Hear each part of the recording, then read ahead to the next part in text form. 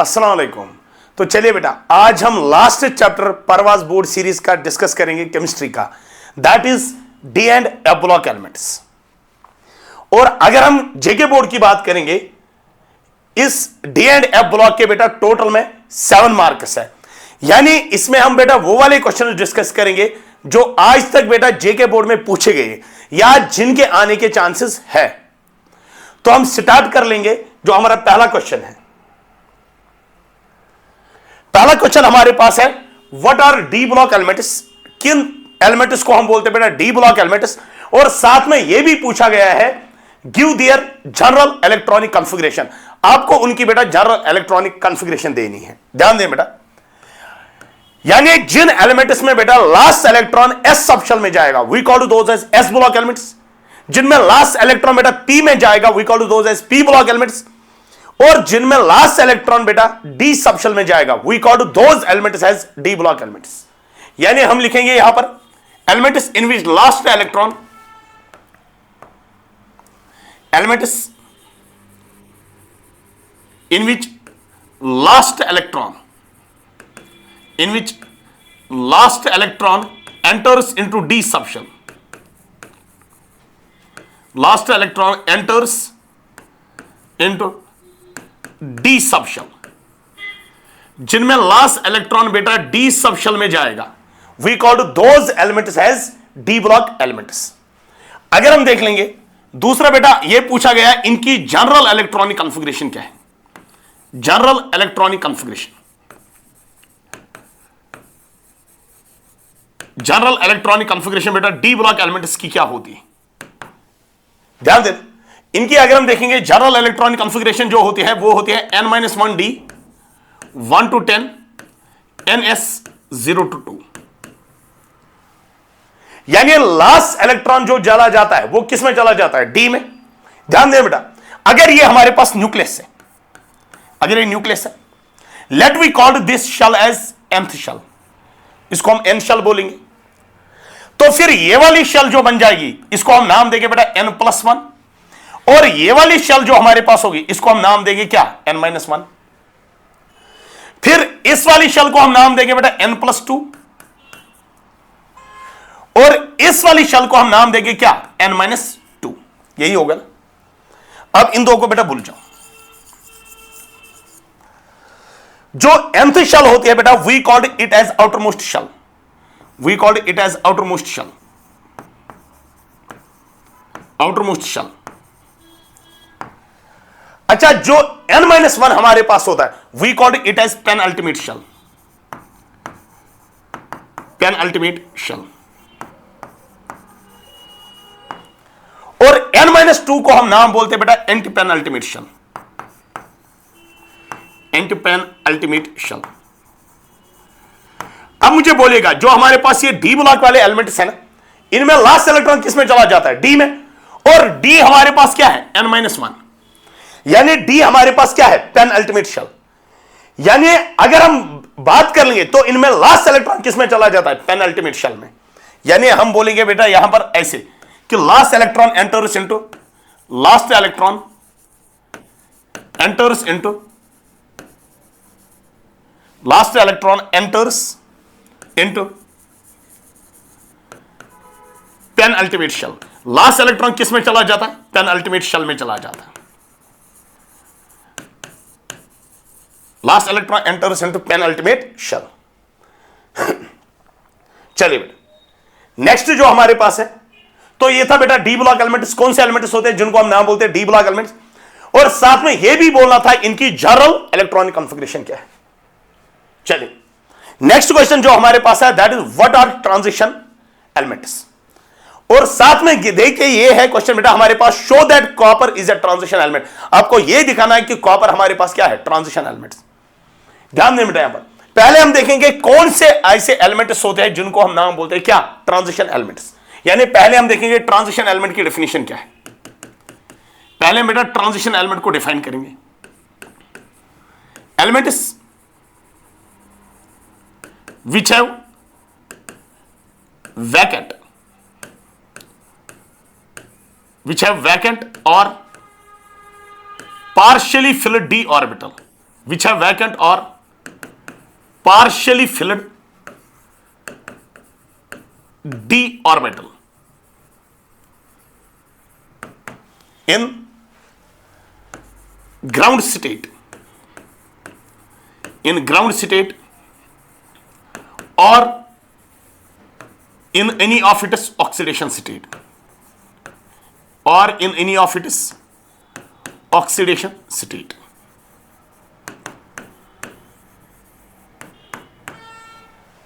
यानी आपको बेटा यह पूछा गया कि ट्रांजिशन एलिमेंट्स क्या होते हैं, तो आपने बोला वो वाले एलिमेंट्स जिनमें या तो विच हैव वैकेंट, या तो डी ऑर्बिटल वैकेंट होना चाहिए, या तो डी ऑर्बिटल क्या होना चाहिए, वैकेंट होना चाहिए, या तो डी ऑर्बिटल होना चाहिए क्या, पार्शियली फिल्ड। कहां पर बेटा, या तो ग्राउंड स्टेट में, या in any of its oxidation state, या किसी भी ऑक्सीडेशन स्टेट में। यानी सिंपली कहने का मतलब हुआ ट्रांजिशन एलिमेंट्स बेटा उनको बोलते हैं जिनमें या तो डी ऑर्बिटल होना चाहिए वैकेंट, फिर से सुन लेना, या तो डी ऑर्बिटल होना चाहिए वैकेंट, या तो डी ऑर्बिटल होना चाहिए पार्शियली फिल्ड। कहां पर बेटा, या तो ग्राउंड स्टेट में, या तो बेटा in any of its oxidation state, या कोई भी ऑक्सीडेशन स्टेट अगर आप इसकी लिख लेते। ध्यान देना, अगर हम कॉपर की बात कर लेंगे, आपके पास क्वेश्चन जो है that is show that copper is a transition element, आपको यह दिखाना है कि कॉपर हमारे पास क्या है, ट्रांजिशन एलिमेंट। ध्यान देना, अगर हम देखेंगे कॉपर का एटॉमिक नंबर बेटा कितना होता है, 29, तो इलेक्ट्रॉनिक कॉन्फ़िगरेशन हमारे पास क्या आती है, आर्गॉन के बेटा आता है 18, फिर उसके बाद आता है 4s1, फिर उसके बाद आता है 3d10। तो अगर आप देख लोगे बेटा कॉपर का अगर हम लिखेंगे इलेक्ट्रॉनिक कॉन्फ़िगरेशन, तो इतना पता है कि इसका डी ऑर्बिटल जो है इट इज कंप्लीटली फिल्ड। तो इसके बेसिस पे हम इसको नहीं बोलेंगे बेटा it is a transition element. लेकिन copper shows an oxidation state of +1, जब ये +1 दिखाएगा तो s वाला इलेक्ट्रॉन चला जाता है, तो आपको यहां पर मिलेगा बेटा आर्गॉन 18, 4s0, 3d10। फिर भी बेटा अगर आप कॉपर प्लस देख लेते हो ना, तो कॉपर प्लस की बेटा फिर भी डी ऑर्बिटल क्या होता है, कंप्लीटली फिल्ड। तो या इसके बेसिस पे भी हम इसको नहीं बोलेंगे ट्रांजिशन एलिमेंट। लेकिन अगर इसी तरह से बेटा हमारे पास कॉपर 2+ होने का मतलब हुआ कॉपर से आपको कितने इलेक्ट्रॉन्स को रिमूव करना है, 2। एक वाला इलेक्ट्रॉन S से रिमूव होगा, एक वाला इलेक्ट्रॉन D से रिमूव होगा, तो आपको मिलेगा बेटा यहां पर आर्गॉन 18, 4s0, यहां से बेटा 3d9। तो यहां से अगर हम देख लेंगे जो ये D यहां पर है, this D is partially field.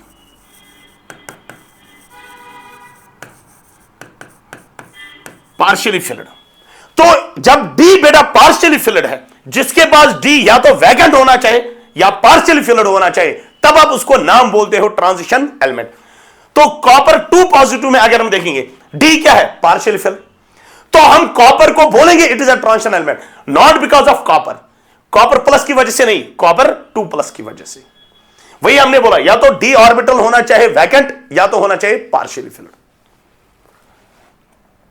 चलिए बेटा नेक्स्ट क्वेश्चन हमारे पास है, why zinc, cadmium and mercury. Zinc जो होता है ना, ये 3D सीरीज से बिलोंग करता है, यानी फर्स्ट रो ट्रांजिशन में आता है। कैडमियम जो आता है ये बेटा हमारे पास 4D में आता है, और मरकरी जो हमारे पास होता है ये 5D में आता है। Why zinc, cadmium and mercury are not transition elements. Zinc, cadmium और मरकरी क्यों नहीं होते हैं, कौन से एलिमेंट्स, ट्रांजिशन एलिमेंट्स। ध्यान देना बेटा, यहां पर अगर हम बात कर लेंगे जिंक की, जिंक के पास होते हैं, जब आप इलेक्ट्रॉनिक कॉन्फ़िगरेशन देखोगे जिंक की, इसकी इलेक्ट्रॉनिक कॉन्फ़िगरेशन होती है 3d10। और जब आप जिंक 2+ की बात कर लेते हो, जिंक 2+, उसके भी होते हैं बेटा 3d10 ही। चाहे जिंक की बात करें या Zn2+ की बात कर लेते हैं, क्योंकि वो वाले इलेक्ट्रॉन जो रिमूव होते हैं ना जिंक से, वो s वाले इलेक्ट्रॉन्स होते हैं, तो इसकी 3d10 होते हैं। इसी तरह से चाहे हम कैडमियम का लिखेंगे या कैडमियम 2+ का लिखेंगे, इनके पास होते हैं इलेक्ट्रॉनिक कॉन्फ़िगरेशन 4d10। इसी तरह से चाहे मरकरी का लिखेंगे या मरकरी 2+ का लिखेंगे, इसके पास होती है बेटा d10। यानी चाहे जिंक की बात करें या जिंक आयन की बात करें, चाहे कैडमियम की बात करें या कैडमियम आयन की बात करें, चाहे मरकरी की बात करें या मरकरी आयन की बात करेंगे, क्योंकि इनमें अगर हम देख लेंगे जो डी ऑर्बिटल्स होते हैं वो कंप्लीटली फिल्ड होते हैं। इन zinc cadmium and mercury. In zinc, cadmium and mercury, the d orbitals are completely filled. The d subshell is completely filled. Is completely filled. In ground state, ground state बेटा हमारे पास, अगर हम ground state में देखेंगे, D orbitals क्या होते हैं? Completely filled. And in +2 oxidation state, यानी इनके पास जो डी ऑर्बिटल होते हैं ना, वो कंप्लीटली फिल्ड होते हैं. कहां पर कंप्लीटली फिल्ड होते हैं? ग्राउंड स्टेट में भी और +2 ऑक्सीडेशन स्टेट में भी. Therefore they are not considered as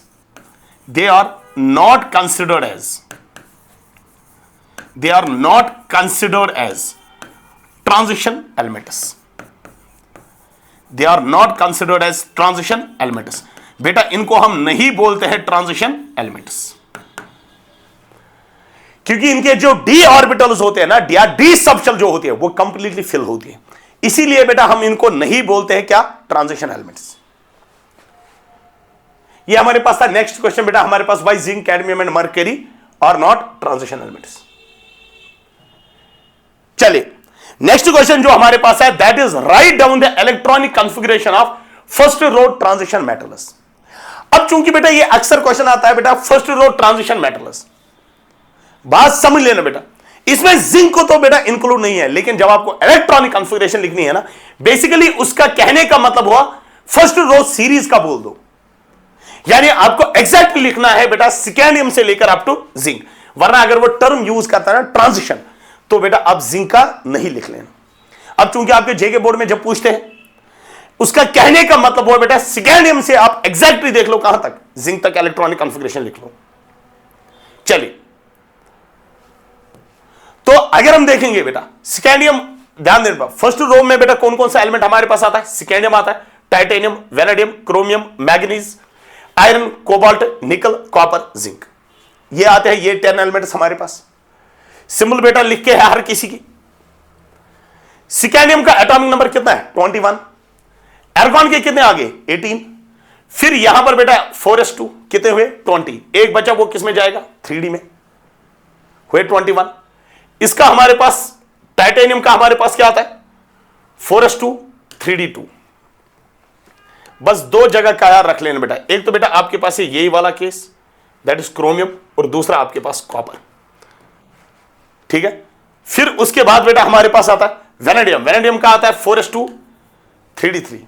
अच्छा, मुझे बोलेगा इसका होना चाहिए 4s2 3d4, मगर इसमें एक इलेक्ट्रॉन s में से चला जाता है, किसमें? d में, और इसकी इलेक्ट्रॉनिक कॉन्फ़िगरेशन जो बन जाते हैं वो बन जाते हैं 4s1 3d5.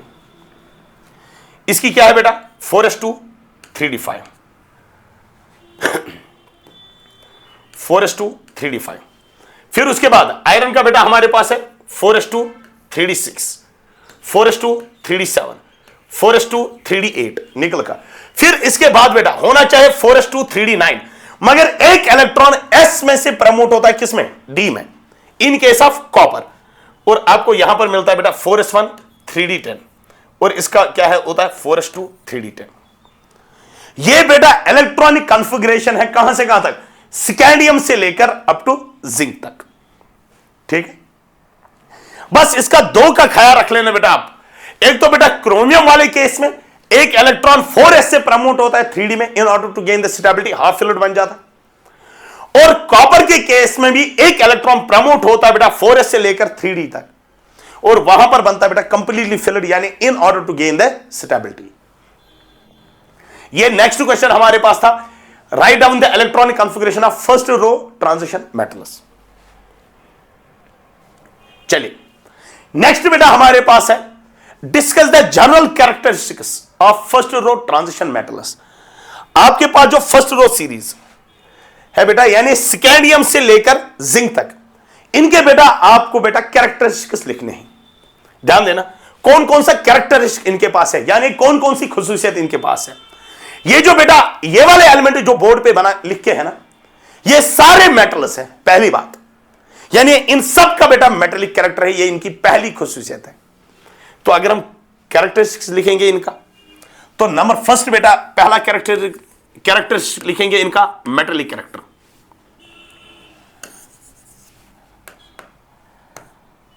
Metallic character, number first character लिखेंगे इनका मेटेलिक कैरेक्टर।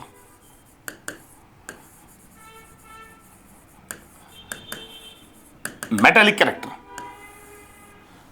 तो अगर हम देख लेंगे ऑल आर मेटल्स,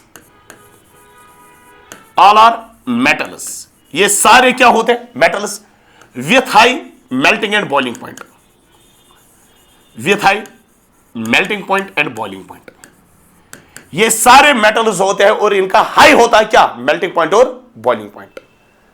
ठीक है, नंबर सेकंड पॉइंट, तो अगर हम देखेंगे ये सारे कंडक्ट करते हैं electricity and form metals bond, conducts electricity and form metallic bonds, and form metallic bonds. ये पहला कैरेक्टरिस्टिक इनका है। दूसरा कैरेक्टरिस्टिक जो हम इनका देखेंगे that is oxidation state, variable oxidation state, variable oxidation state. अगर हम देख लेंगे बेटा ये एलिमेंट जो यहां पर लिख के है बेटा, ये वाले एलिमेंट जो हमारे पास है यहां से, ये सारे एलिमेंट जितने भी आपको नजर आते हैं इन सब के पास होती है वेरिएबल ऑक्सीडेशन स्टेट। और वेरिएबल ऑक्सीडेशन स्टेट क्यों होती है इनके पास? इनके पास इसीलिए होते हैं क्योंकि इनमें बेटा ये जो डी वाले इलेक्ट्रॉन्स होते हैं और एस वाले इलेक्ट्रॉन्स होते हैं, डी वाले इलेक्ट्रॉन्स या एस वाले इलेक्ट्रॉन्स, डी वाले इलेक्ट्रॉन्स या एस वाले इलेक्ट्रॉन्स, ये दोनों पार्टिसिपेट करते हैं किसमें? बॉन्डिंग में। यानी इसमें बेटा एन एस और एन माइनस वन डी, क्योंकि एन एस अगर एन का वैल्यू 4 है, एन माइनस वन क्या आ जाएगा 3, क्योंकि अगर बेटा एन का वैल्यू यहां पर बेटा ऑलरेडी मैंने पहले स्लाइड में बोल दिया था, एन तो होती है outermost shell, n minus one को हम नाम बोलते हैं पेनल्टीमेट शेल। यानी अगर हम देख लेंगे बेटा इनमें बेटा क्या होता है, इनके पास वेरिएबल ऑक्सीडेशन स्टेट होती है। क्यों होती है वेरिएबल ऑक्सीडेशन स्टेट? क्योंकि इनमें जो एन एस वाले इलेक्ट्रॉन्स होते हैं और एन माइनस वन डी वाले इलेक्ट्रॉन जो होते हैं वो पार्टिसिपेट करते हैं किसमें? बॉन्डिंग में। यानी इनके पास वेरिएबल ऑक्सीडेशन स्टेट होती है। क्यों होता है ऐसा? Because n s along with n minus 1d electrons are involved in bonding। इसीलिए बेटा ये दिखाते हैं बेटा कौन सी oxidation state? Variable oxidation state. Number third point बेटा जो हमारे पास है, नंबर थर्ड बेटा हमारे पास है, इनके पास होते हैं what we called as catalytic properties. Catalytic properties,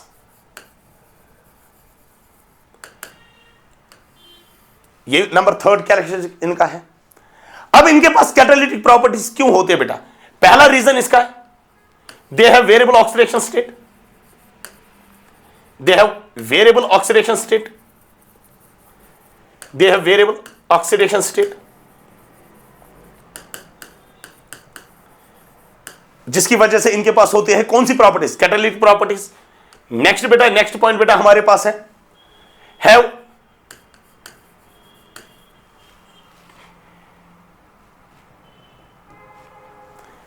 vacant D orbitals, have vacant D orbitals and can form complexes,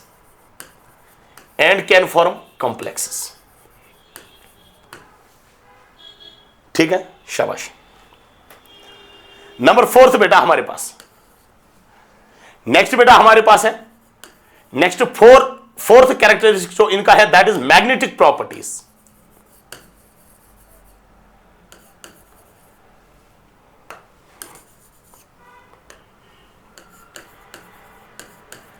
magnetic properties जो इनके मेटल आयन्स बेटा हमारे पास होते हैं ना, जो इनके मेटल आयन्स हैं, एक्सेप्ट बेटा जिंक को छोड़ के, उनके पास होते हैं बेटा unpaired electrons in D orbitals, और अनपेयर्ड इलेक्ट्रॉन्स की वजह से वो क्या होते हैं? Paramagnetic.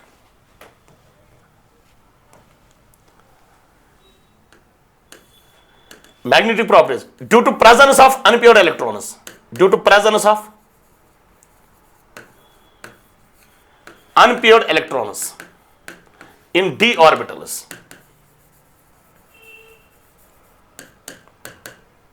they are paramagnetic, they are paramagnetic।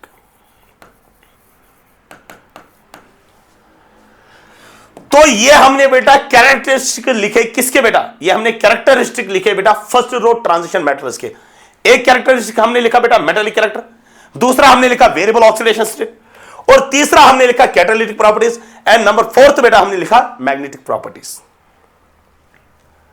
चलिए अब जो नेक्स्ट क्वेश्चन हमारे पास है that is discuss the ionisation enthalpy of first row transition metals. First row transition metal जो है इनकी बेटा आपको डिस्कस करनी है आयोनाइजेशन एंथैल्पी। ध्यान देना, पहले हम बेटा इतना देखेंगे कि ये आयोनाइजेशन एंथैल्पी होती क्या है। आयोनाइजेशन एंथैल्पी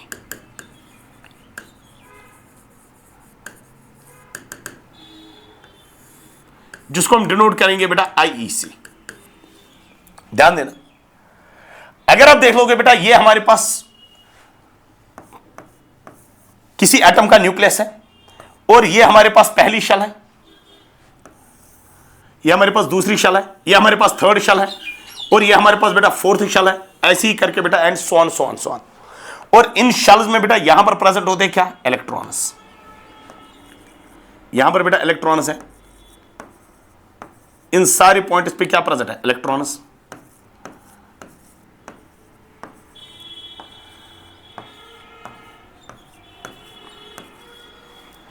अच्छा मुझे बोलेगा ये वाला इलेक्ट्रॉन जो है ये मोस्ट लूजली बाउंड इलेक्ट्रॉन है, यानी ये न्यूक्लियस के साथ उतना बंध के नहीं है बेटा, उतना बांधा नहीं हुआ किसके साथ है? न्यूक्लियस के साथ, because it is a most loosely bound electron. मगर इसको बेटा न्यूक्लियस के साथ अट्रैक्शन है।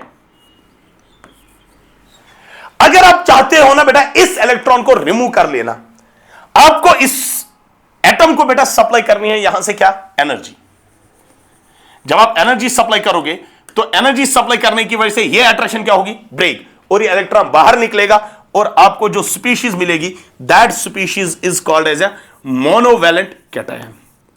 उसको हम नाम बोलते बेटा मोनोवैलेंट कैटायन। और जो आपने ये एनर्जी सप्लाई की ना बेटा, इसी एनर्जी को हम नाम बोलते हैं ionisation enthalpy.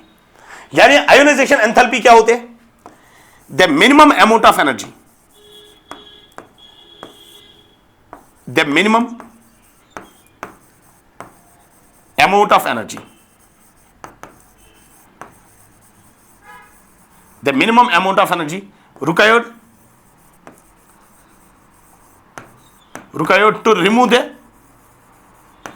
most loosely bound electron, to remove the most loosely bound electron, to remove the most loosely bound electron from isolated gaseous atom, from isolated gaseous atom, isolated gaseous atom to form monovalent cation, to form monovalent cation। यानी अगर हमारे पास ए gases है, इसमें से अगर आप electron बाहर निकालोगे तो आपको मिलेगा बेटा ए पॉजिटिव गैसेस प्लस इलेक्ट्रॉन। यानी इस इलेक्ट्रॉन को रिमूव करने के लिए कितनी एनर्जी आपको चाहिए? That is called as first ionisation enthalpy, that is called as IE1। ठीक है, शाबाश। अच्छा मुझे बोलेगा अगर इन डी ब्लॉक वाले एलिमेंट्स की हम बात कर लेंगे ना, पीरियोडिक टेबल में ये कुछ इस तरीके से हमारे पास होते हैं।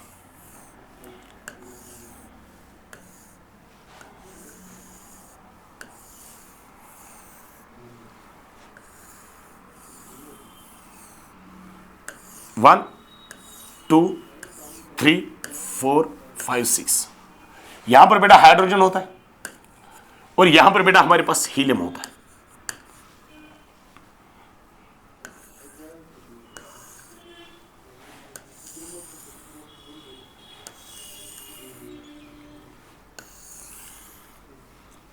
यहां पर बेटा हमारे पास होता है what we called as an S block elements. यहां पर बेटा हमारे पास होते हैं what we called as S block elements. यहां पर होते हैं what we called as P block elements.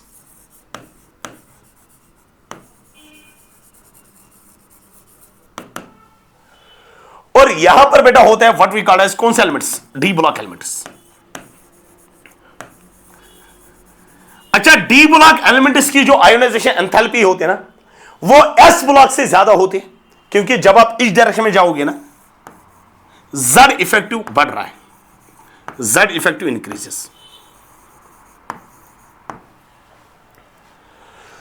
तो आपने बोला बेटा इस इलेक्ट्रॉन को रिमूव करने के लिए कितनी एनर्जी चाहिए? That is called as ionization enthalpy. और आयोनाइजेशन एंथैल्पी जो हमारे पास होता है, it is directly proportional to Z effective, यानी what we called as an effective nuclear charge. जितना जेड इफेक्टिव ज्यादा होगा उतनी आयोनाइजेशन एंथैल्पी भी क्या होगी? ज्यादा। जितना जेड इफेक्टिव ज्यादा होगा उतनी आयोनाइजेशन एंथैल्पी भी क्या होगी? ज्यादा। अब मुझे बोलेगा इस डायरेक्शन में जब आप देखोगे जेड इफेक्टिव क्या हो रहा है? इंक्रीज। तो सबसे ज्यादा जेड इफेक्टिव किसका है? पी ब्लॉक का, तो इनकी आयोनाइजेशन एंथैल्पी ज्यादा होगी। उसके बाद डी ब्लॉक का, उसका सबसे कम। यानी जो डी ब्लॉक एलिमेंट्स होते हैं इनकी आयोनाइजेशन एंथैल्पी पी ब्लॉक से कम होती है, लेकिन एस ब्लॉक से ज्यादा होती है। चलिए यहां देख लो, यानी हम लिखेंगे यहां पर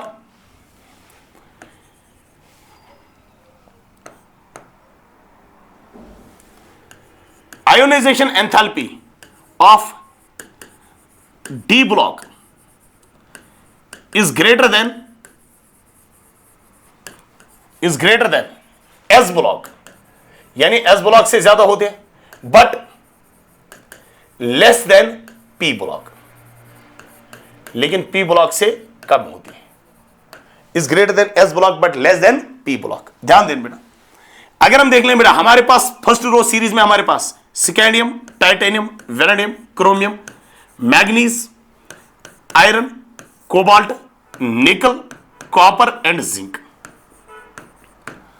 जब आप लेफ्ट टू राइट जाओगे जेड इफेक्टिव इंक्रीज हो रहा है। तो अगर मैं बोलूंगा आयोनाइजेशन एंथैल्पी का ऑर्डर मुझे बोलेगा, तो अगर हम देख लेंगे आयोनाइजेशन एंथैल्पी IE1 का ऑर्डर, लेफ्ट टू राइट बेटा आयोनाइजेशन एंथैल्पी इंक्रीजेस।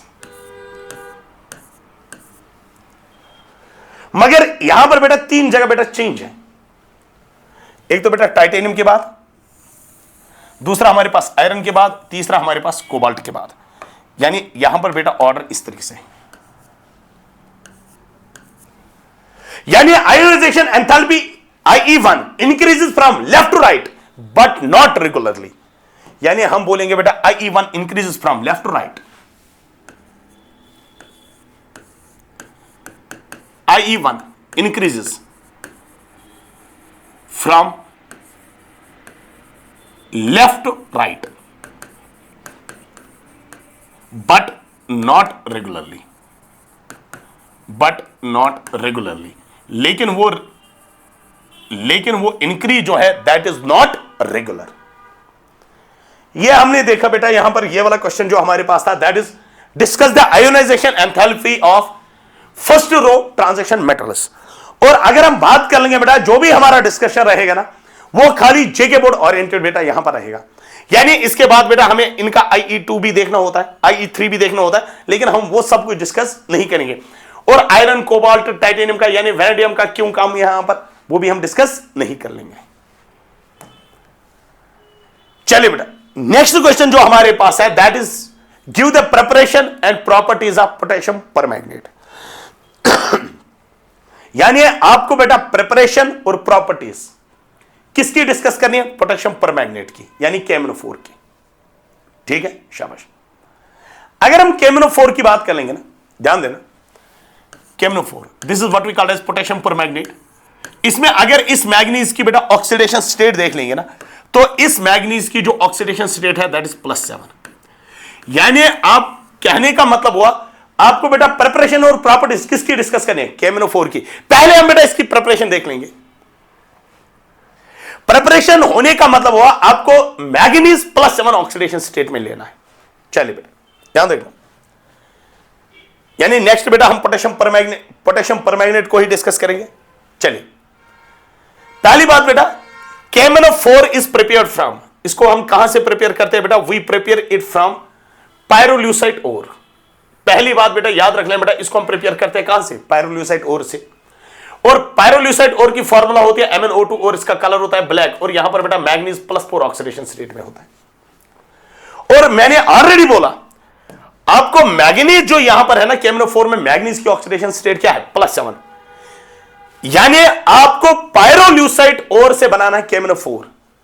यानी कहने का मतलब हुआ KMnO4 जो हमारे पास है, KMnO4 इसकी ऑक्सीडेशन स्टेट क्या है? +7। यानी इसका मतलब हुआ +4 से आपको किस में ले जाना है? +7 में। यानी +4 से लेकर +7 में जाने का मतलब हुआ आपको बेटा इसको ऑक्सीडाइज करना है मैग्नीज को। तो अगर आपको ऑक्सीडाइज करना है, क्योंकि MnO2 इज अ पायरोल्यूसाइट ओर, बात समझ लेना।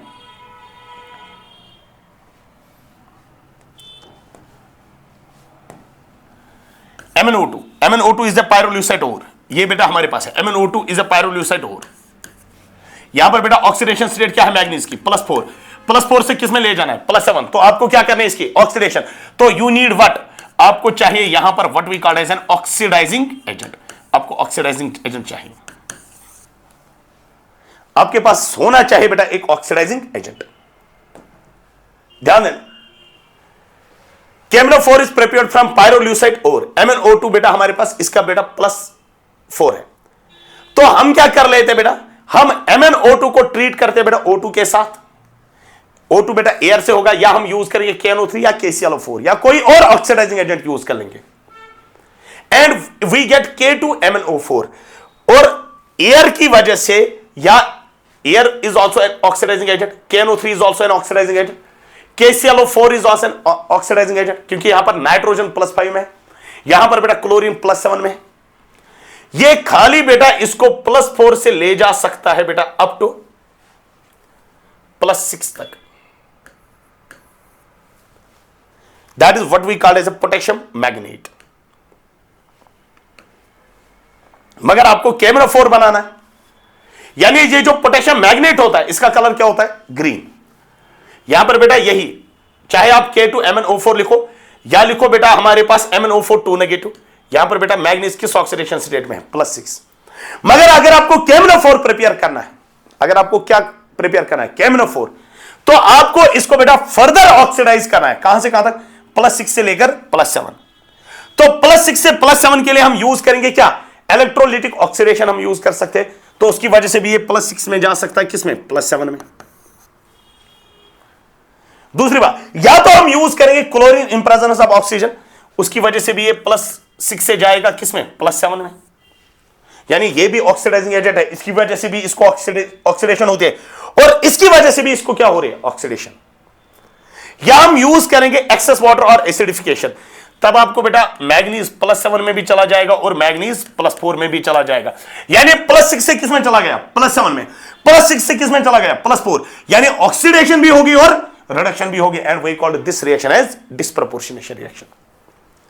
ध्यान देना, जब आपके पास मैग्नेट होगा ना, अगर आप मैग्नेट को बेटा एसिडिफिकेशन कर लोगे, तो that undergoes which reaction? What we called as कौन सी रिएक्शन? Disproportionation reaction. ये हमारे पास प्रिपरेशन किसकी है बेटा? KMnO4 की। चलिए इसकी अगर हम देखेंगे फिजिकल प्रॉपर्टीज, तो पहली प्रॉपर्टी क्या है बेटा? KMnO4 is a dark purple crystal, ये डार्क पर्पल कलर्ड होता है। Number second, KMnO4 is isostructural with, इसका स्ट्रक्चर बेटा इसके साथ रिजेंबल करता है, व्हाट वी कॉल्ड एज किसके साथ? KClO4 के साथ। नेक्स्ट बेटा हमारे पास KMnO4 जो होता है ये स्लाइटली सॉल्युबल इन वाटर, और कितना डिसॉल्व होता है वाटर में? 6.4 ग्राम्स बेटा डिसॉल्व होते हैं 100 ग्राम्स ऑफ वाटर में, मगर at a temperature of 293 kelvin. Next point बेटा जो आपकी एनसीईआरटी ने दिया, that is KMnO4 has week temperature dependent paramagnetism, यानी जो KMnO4 का है इसका पैरामैग्नेटिज्म बेटा टेम्परेचर डिपेंडेंट होता है। चलिए नेक्स्ट बेटा अगर हम देख लेंगे इसका what we call as a chemical properties. ठीक है, पहले हम देखेंगे हीटिंग इफेक्ट। चूंकि जो KMnO4 होता है ना, इसके पास ऑक्सीजन कंटेंट ज्यादा होता है। अगर आप इसको हीट कर लोगे ना, ये अपने ऑक्सीजन को बेटा बाहर देगा, क्योंकि इसके पास ऑलरेडी ऑक्सीजन कंटेंट ज्यादा है। क्योंकि 1 potassium 1 manganese 4 oxygen, oxygen content ज्यादा है। हीट कर लेंगे तो आपको K2MnO4 मिलेगा, MnO2 मिलेगा, साथ में बेटा O2 गैस, और ये O2 गैस बाहर निकलेगा। ठीक है, शाबाश। दूसरा हमारे पास है रिएक्शन विथ कंसंट्रेटेड H2SO4। जो कंसंट्रेटेड H2SO4 होता है ना, it acts as a dehydrating agent. Dehydrating agent होने का मतलब हुआ कि ये वाटर रिमूव कर लेता है वहां से। ध्यान दे बेटा, अगर आपके पास है KMnO4, आपके पास है KMnO4 और आपने यूज किया बेटा H2SO4, बात समझ लेना। तो यहां से बेटा अगर हम देख लेंगे, यहां से कौन सी स्पीशीज मिलेगी, ये वाली स्पीशीज मिलेगी। This is what we call as, इसको हम नाम बोलते हैं बेटा K2SO4 प्लस। 2 हाइड्रोजन और यहां से 1 ऑक्सीजन मिलेगा तो आपको मिलेगा H2O प्लस। साथ में वहां पर क्या मिलेगा, Mn2, मैग्नीज 2, ऑक्सीजन 8 नहीं रहेंगे, ऑक्सीजन कितने रहेंगे, 7। ये होगा क्योंकि H2SO4 जो है ना, ये डिहाइड्रेटिंग एजेंट होता है, यानी ये वाटर को बेटा बाहर निकाल देता है। वही हमारे पास है reaction with concentrated H2SO4। KMnO4 को जब हम कंसंट्रेटेड H2SO4 के साथ रिएक्ट कर लेते तो आपको Mn2O7 मिलेगा, K2SO4 मिलेगा और H2O मिलेगा। इस Mn2O7 का कलर क्या होता है, it is an oily green sulphate, और इसका एक्सप्लोजिव नेचर होता है। नेक्स्ट बेटा हमारे पास, चूंकि ये जो KMnO4 होता है, इसमें मैग्नीज बेटा +7 में होता है, यानी manganese is in highest oxidation state. जब ये हाइस्ट ऑक्सीडेशन स्टेट में होता है बेटा, तो ये एक्ट करेगा एज एन ऑक्सीडाइजिंग एजेंट, यानी it can act as an oxidising agent. KMnO4 क्या एक्ट करता है, ऑक्सीडाइजिंग एजेंट।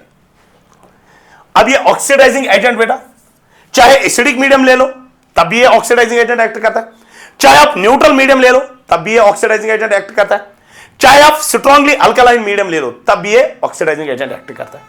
चाहे आप लिखो बेटा KMnO4, चाहे आप लिखो बेटा MnO4 नेगेटिव, एक ही बात होती है, बस इतनी फर्क है, इसमें काउंटर आयन है और इसमें बेटा काउंटर आयन नहीं होता है।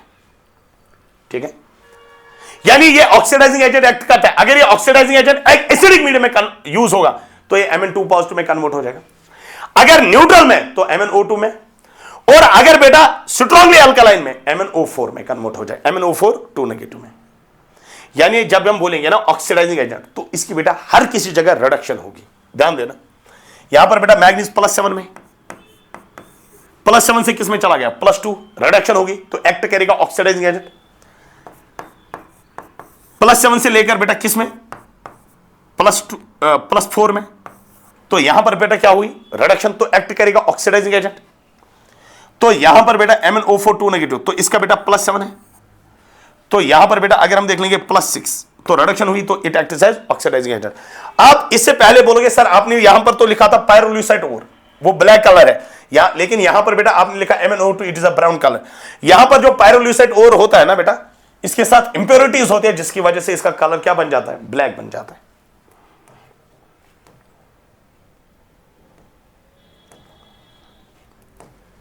यानी जो KMnO4 हमने लिखा, KMnO4 acts as which agent, oxidising agent.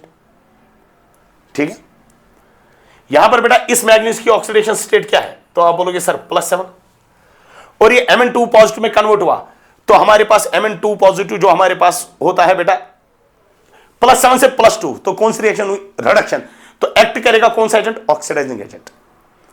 ध्यान देना, जब ये ऑक्सीडाइजिंग एजेंट होता है, ये Fe2 पॉजिटिव को किस में कन्वर्ट करता है, Fe3 पॉजिटिव, यानी इसका काम है टू ऑक्सीडाइज, यानी it acts as oxidising agent, इसका काम है टू ऑक्सीडाइज। ये आयरन 2 पॉजिटिव को किस में कन्वर्ट करता है, आयरन 3 पॉजिटिव। यहां पर बेटा नाइट्रोजन +3 से ये कन्वर्ट ले जाता है बेटा इसको नाइट्रोजन +5 में, यानी ऑक्सीडाइज किया। SO3 2 नेगेटिव को किस में कन्वर्ट किया, SO4 2 नेगेटिव को S2 नेगेटिव में किस में कन्वर्ट किया, सल्फर में। SO2 को किस में कन्वर्ट किया, SO4 2 नेगेटिव में। कार्बन डाइऑक्साइड ऑलरेडी प्रेजेंट है बेटा +4 में यहां पर, इसीलिए बेटा यहां पर कोई रिएक्शन नहीं होती है। Cl negative, Br negative, I negative को ये कन्वर्ट करता है बेटा किसमें, Cl2 Br2 या I2 में। यहां पर बेटा -1 -1 -1, यहां पर बेटा 0 0 0, ऑक्सीडेशन स्टेट कम से। इसी तरह से बेटा ऑक्सैलिक एसिड को ये कन्वर्ट करता है किसमें, कार्बन डाइऑक्साइड और वाटर में। H2O3 को ये कन्वर्ट करता है किन में बेटा, S4O6 नेगेटिव में। यानी अगर हम देख लेंगे हर किसी जगह बेटा यहां पर बेटा क्या होती है, it acts as an oxidising agent, यानी इसका काम ही है टू ऑक्सीडाइज। चलिए नेक्स्ट बेटा अगर हम देखेंगे बेटा KMnO4 के यूजेस क्या है। पहला यूज बेटा it acts as an oxidising agent, जैसे हमने बोला। दूसरा ब्लीचिंग एक्शन बेटा इसका काम होता है, यानी एक कलर वालर को बेटा रिमूव कर लेता है। And number third it is used for decolourization of oils. ये 3 इंपॉर्टेंट यूजेस है बेटा किसके, KMnO4 के।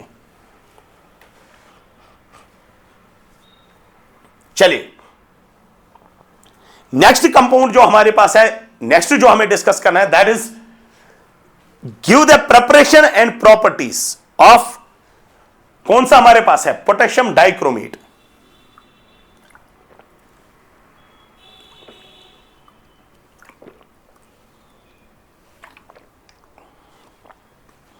That is what we call as K2Cr2O7।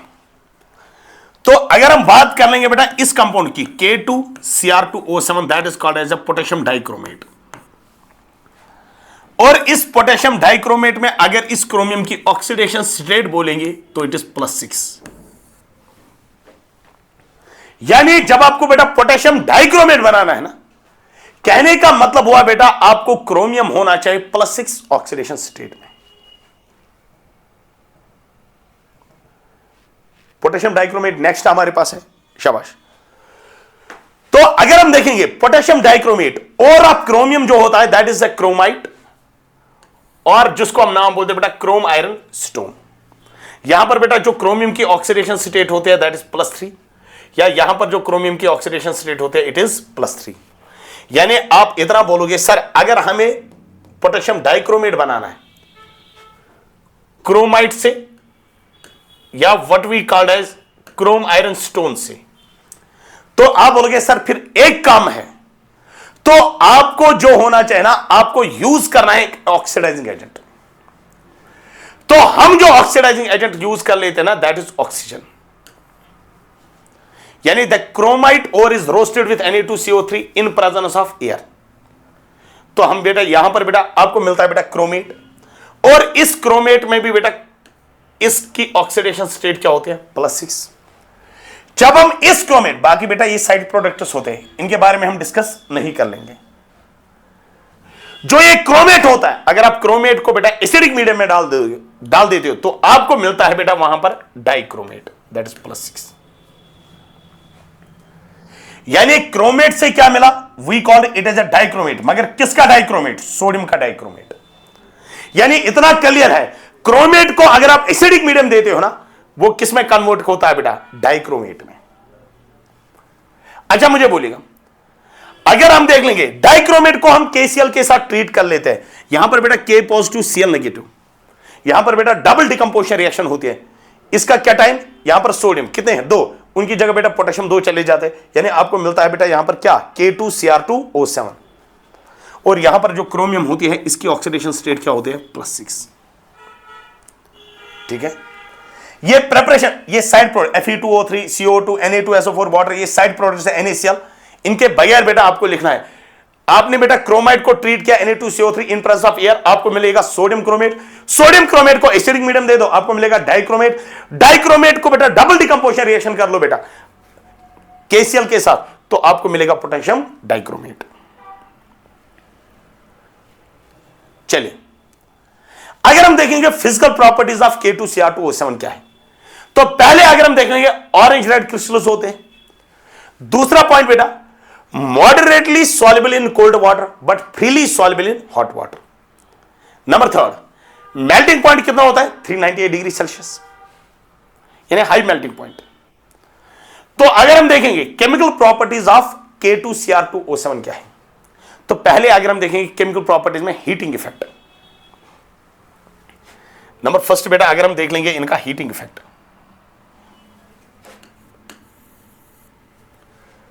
क्योंकि इसके पास ऑक्सीजन कंटेंट ज्यादा है।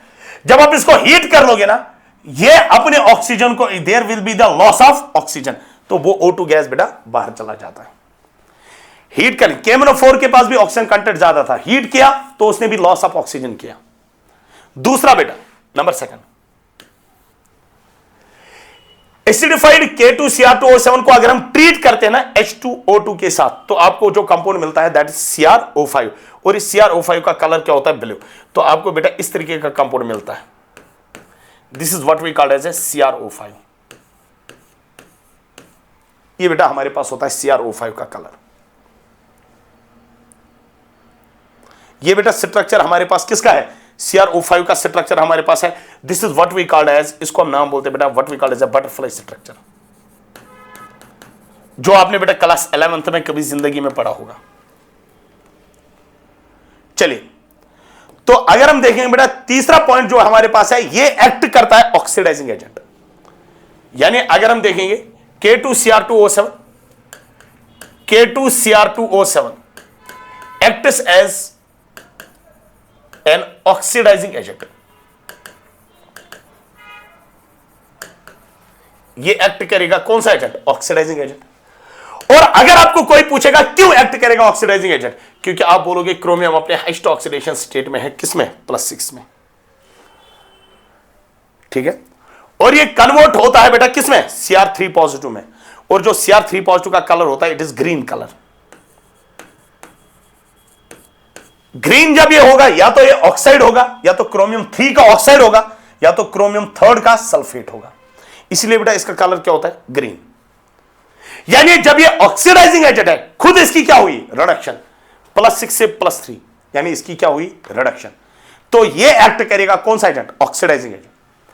यानी ये आयरन 2 पॉजिटिव को आयरन 3 पॉजिटिव में, SN2 पॉजिटिव को बेटा SN4 पॉजिटिव में, सल्फर -2 को बेटा सल्फर 0 में, इसी तरह से नाइट्रोजन +3 को बेटा नाइट्रोजन +5 में, सल्फर +4 को बेटा सल्फर +6 में।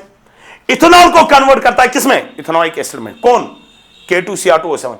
Br नेगेटिव I नेगेटिव को ये कन्वर्ट करता है बेटा Br2 और I2 में। यानी ये सारे बेटा ऑक्सीडाइजिंग रिएक्शंस है। यानी यहां पर आयरन की ऑक्सीडेशन होती है, टिन की ऑक्सीडेशन होती है, सल्फर की ऑक्सीडेशन होती है, नाइट्रोजन की ऑक्सीडेशन होती है, सल्फर की ऑक्सीडेशन होती है, इथेनॉल की ऑक्सीडेशन होती है, Br नेगेटिव I नेगेटिव की ऑक्सीडेशन होती है। किसकी वजह से? एसिडिफाइड K2Cr2O7 की वजह से, यानी डाइक्रोमेट की वजह से। इसीलिए बेटा हम डाइक्रोमेट को नाम बोलते हैं बेटा ऑक्सीडाइजिंग एजेंट। ये इसके यूजेस बेटा हमारे पास है, पढ़ लेना बेटा हमारे पास इसके यूजेस जो हमारे पास है, क्योंकि आपको बेटा यहां पर बेटा आते हैं इसके प्रिपरेशन प्रॉपर्टीज एंड यूजेस, इनको बेटा याद कर लेना। चलिए नेक्स्ट बेटा हमारे पास जो है that is what R F block elements. F block elements क्या होते हैं? और साथ में यह पूछा गया है कि give their general electronic configuration. आपको इनकी जनरल इलेक्ट्रॉनिक कॉन्फ़िगरेशन देनी है। बात समझ लेना, एफ ब्लॉक एलिमेंट्स क्या होते हैं? तो हम बोलेंगे elements in which last electron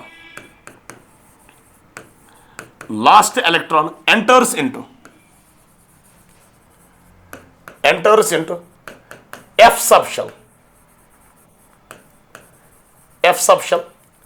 are called F block elements, F block elements। इनको हम नाम बोलते हैं बेटा F block elements। यानी जिनमें लास्ट इलेक्ट्रॉन चला जाता है F सबशेल में, we call those as F block elements. अगर हम बात कर लेंगे इनकी जनरल इलेक्ट्रॉनिक कॉन्फ़िगरेशन की, इनकी जनरल इलेक्ट्रॉनिक कॉन्फ़िगरेशन होती है बेटा NH2 N-1D 0 to 1, N-2F 1 to 14। ये इनकी जनरल इलेक्ट्रॉनिक कॉन्फ़िगरेशन होती है, एक्सेप्ट बेटा थोरियम को छोड़ के, एक्सेप्ट थोरियम ये इलेक्ट्रॉनिक कॉन्फ़िगरेशन बेटा फॉलो नहीं करता। तो इनमें लास्ट इलेक्ट्रॉन किसमें चला जाता है? F में। अब वो F हमारे पास है ना N-2, मैंने बेटा पहली लेक्चर में पहले ही बोल दिया N-2 को हम नाम बोलते हैं एंटी पेनल्टीमेट शेल। तो हम बोलेंगे बेटा इनमें anti penultimate shell gets filled, anti penultimate shell gets field.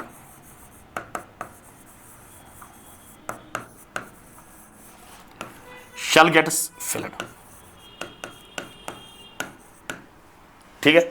इनको हम बेटा और एक नाम बोलते हैं, what we called as also called inner transition elements, also called inner transition elements.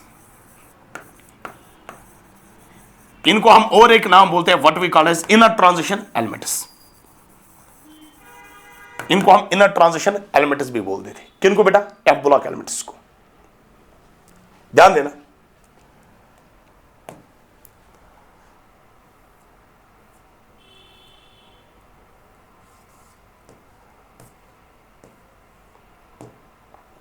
ये जो एफ ब्लॉक एलिमेंट्स होते हैं ना, ये इस तरीके से at the bottom of the periodic table होते हैं, in order to make the periodic table compact.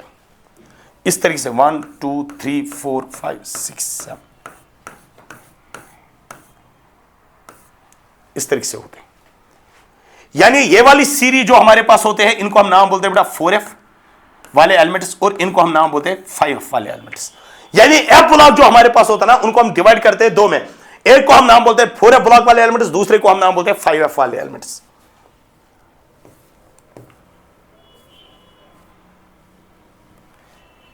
यानी जो एफ ब्लॉक हमारे पास होता है, we divide the F block into 2। एक को हम नाम बोलते बेटा 4f, दूसरे को हम नाम बोलते बेटा 5f।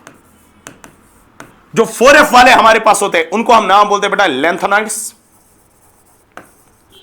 लेंथेनॉइड्स और लेंथेनाइड्स। 5f वाले एलिमेंट्स को हम नाम बोलते बेटा what we call as actinoids और what we call as actinides, या एक्टिनोन्स बोल देते हैं। यानी इनमें लास्ट इलेक्ट्रॉन चला जाता है 4f सबशेल में, और एक्टिनाइड्स में बेटा लास्ट इलेक्ट्रॉन चला जाता है 5f सबशेल में।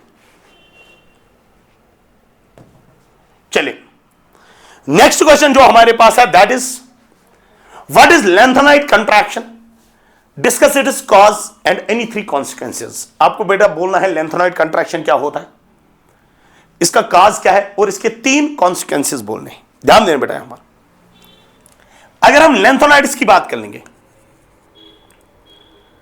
अगर हम बेटा लेंथेनाइड्स की बात कर लेंगे, लेंथेनाइड्स जिसको हम सिंपली LN से रिप्रेजेंट करते हैं, इसमें कौन कौन सा एलिमेंट हमारे पास आता है? Lanthanum, cerium, praseodymium, neodymium, promethium, samarium, europium, gadolinium, terbium, dysprosium, holmium, erbium, thulium, ytterbium and lutetium. ये हमारे पास होते हैं, ठीक है। ये हुआ लेंथेनॉइड। अगर मैं बात कर लेता हूं बेटा, जब आप लेफ्ट से राइट तक जाओगे, इस डायरेक्शन में जाओगे, जो एटॉमिक रेडियस होती है, atomic radius decreases, radius decreases, except बेटा एक को छोड़ के बेटा जिसका इंक्रीज होता है, दैट इज यूरोपियन। अब जब सबका डिक्रीज हो रहा है तो हम इसको बेटा कंसिडरेशन में नहीं लेते। अगर मैं इनके आयन्स लेता हूं, आयन्स बेटा हमारे पास है lanthanum, lanthanum 3 positive, cerium 3 positive, क्योंकि एनसीईआरटी बेटा लेंथनम को भी इंक्लूड करते हैं, किसमें? लेंथेनाइड्स में ही। Cerium 3 positive, praseodymium 3 positive, ND 3 positive, promethium 3 positive, samarium 3 positive, europium 3 positive, gadolinium 3 positive, terbium 3 positive, dysprosium 3 positive, holmium 3 positive, erbium 3 positive, thulium 3 positive, ytterbium 3 positive and lutetium 3 positive. तो अगर आप इस direction में जाओगे तो इस डायरेक्शन में जो आयनिक रेडियस होती है वो भी डिक्रीज होती है, आयनिक रेडियस डिक्रीजेस। तो अगर हम बात कर लेंगे, जब आप लेफ्ट राइट जाओगे, जो एटॉमिक रेडियस होता है वो भी डिक्रीज होता है और जो आयनिक रेडियस होता है वो भी डिक्रीज होता है। अच्छा, जो ये डिक्रीज है ना एटॉमिक रेडियस और आयनिक रेडियस का, जब आप लेंथेनम से ल्यूटेटियम तक जाओगे, उसी चीज को हम नाम बोलते हैं बेटा क्या, लेंथेनाइड कंट्रैक्शन। यानी लेंथेनाइड कंट्रैक्शन क्या होता है, the overall decrease in, the overall decrease in, the overall decrease in atomic and ionic radius from lanthanum to lutetium is called lanthanide contraction। उसी चीज को हम नाम बोलते बेटा लेंथेनाइड कंट्रैक्शन। अच्छा, दूसरा ये पूछा गया व्हाट इज इट्स कॉज, यानी कॉज ऑफ लेंथेनाइड कंट्रैक्शन क्या है। ध्यान देना, अगर आप बात कर लेंगे बेटा, ये न्यूक्लियस हमारे पास है, ठीक है। यहां पर बेटा हमारे पास होता है what we call as S, S के बाद डी, डी के बाद एफ। यानी अगर ये हमारे पास है 4f, अगर ये हमारे पास है 4f,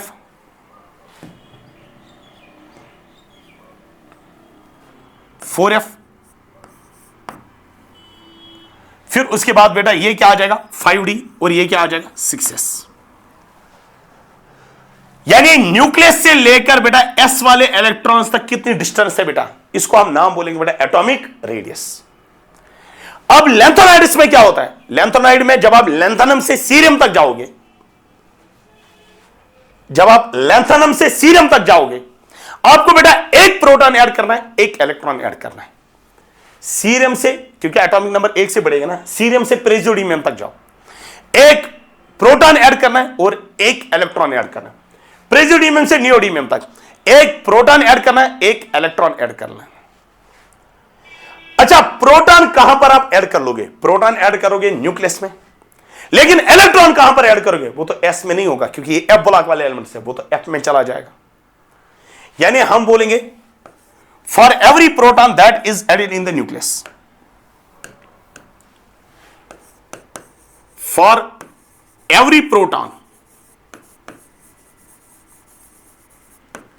that is added in the nucleus,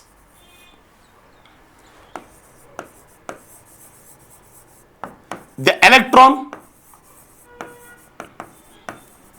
is added in the 4f subshell.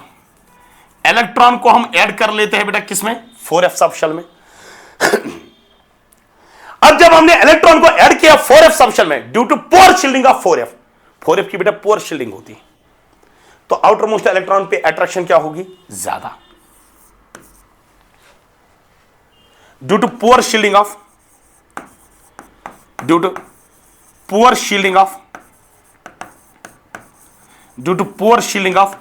4f subshell, due to poor shielding of 4f subshell, the outermost electrons experience greater attraction by the nucleus, greater attraction by the nucleus। यानी जब electron add हो जाएगा 4f में, 4f में पोर shielding होती है, तो outermost electron पे अट्रैक्शन क्या होती है, ज्यादा। उसकी वजह से जो कंट्रैक्शन होता है साइज में, उसको हम नाम बोलते हैं lanthanide contraction. The outermost electrons experience greater attraction by the nucleus. This result is contraction in size. This result is contraction in size. In size, called lengthenide contraction.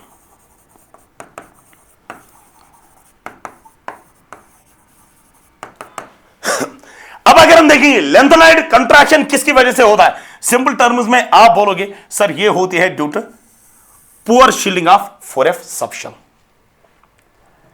अच्छा, अब उसके बाद बेटा ये पूछा गया इसके कॉन्सिक्वेंसेस क्या है।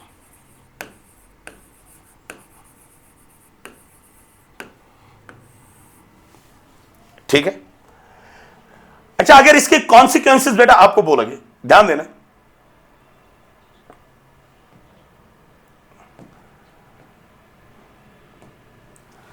नंबर फर्स्ट बेटा पहली कॉन्सिक्वेंस जो हमारे पास है that is similarity in the size of, similarity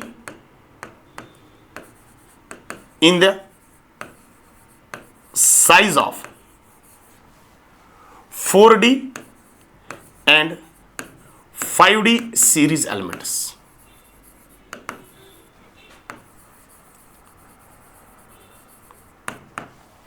यानी जो हमारे पास 4D वाले एलिमेंट्स होते हैं और 5D वाले एलिमेंट्स होते हैं उनकी सिमिलर क्या होती है? साइज होती है। दूसरा हमारे पास लेंथेनॉइड कंट्रैक्शन की वजह से बेटा इन लेंथेनॉइड्स का साइज ऑलमोस्ट क्या होता है? Same, and it is very difficult to separate the lanthanoids. difficulty in the separation of lengthenoids,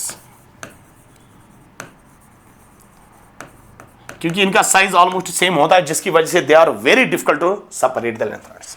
number third, basic nature of hydroxides.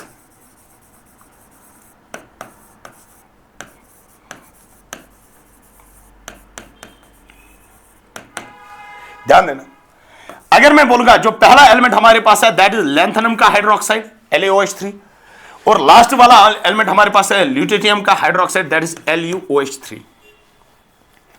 ठीक है, बीच में बाकी वाले हाइड्रोक्साइड्स आते हैं। जब आप देखोगे लेफ्ट राइट जो साइज होता है ना वो डिक्रीज होता है। ये वाला जो एलिमेंट होता है बेटा इट इज मोर मेटेलिक,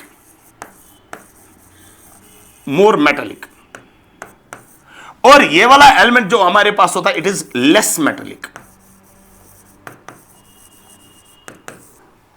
ये क्यों लेस मेटेलिक है? क्योंकि इसका साइज बहुत कम होता है, आउटर मोस्ट इलेक्ट्रॉन्स पे बहुत ज्यादा होल्ड होगा तो वो इलेक्ट्रॉन को बाहर जाने नहीं देगा, इसलिए लेस मेटेलिक होता है। जब ये मोर मेटेलिक होता है तो ये मोर बेसिक होता है। जब ये लेस मेटेलिक होगा तो इसका मतलब हुआ ये लेस बेसिक है। तो लेंथेनॉइड कंट्रैक्शन की वजह से जो बेसिक नेचर ऑफ हाइड्रोक्साइड्स होगा that decreases from left to right, वो लेफ्ट से लेकर जब आप यहां से यहां तक जाओगे बेटा बेसिक नेचर ऑफ हाइड्रोक्साइड क्या हो जाएगा? डिक्रीज हो जाएगा। तो इसी के साथ बेटा हमारा ये लास्ट चैप्टर था बेटा बोर्ड सीरीज, जो 12th के लिए बोर्ड सीरीज थी, ये उसका लास्ट लेक्चर था। अगर आपको बेटा इन सारे लेक्चर्स का बेटा PDF चाहिएगा कंबाइंड फॉर्म में, आपके पास बेटा ये टेलीग्राम चैनल है, वहां पर बेटा आप ज्वाइन कर सकते हो बेटा। तो आज इवनिंग में बेटा हम आपको बेटा सारे चैप्टर्स का PDF बेटा कंबाइन करके बेटा आपको सेंड करेंगे।